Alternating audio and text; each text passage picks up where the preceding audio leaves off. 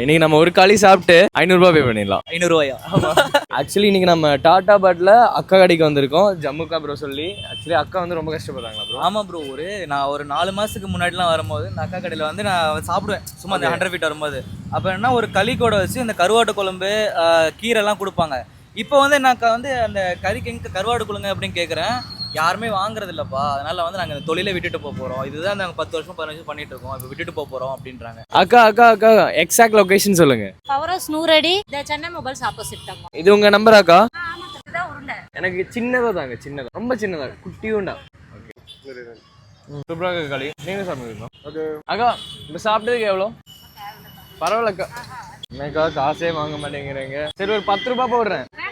முட்டை கிரேவி, கருவாடு கிரேவி, களி எல்லாமே சேர்த்தனா 80 ரூபா. எனக்கு நான்வெஜ் வேண்டாம் அப்படின்னு கேட்டாங்கன்னா களியும் கீரை குழம்பு தொட்டுக்க சட்னி இருக்கு 40 ரூபாய். 500 அனுப்பியாச்சு. ஓகேக்கா, லவ் யூக்கா.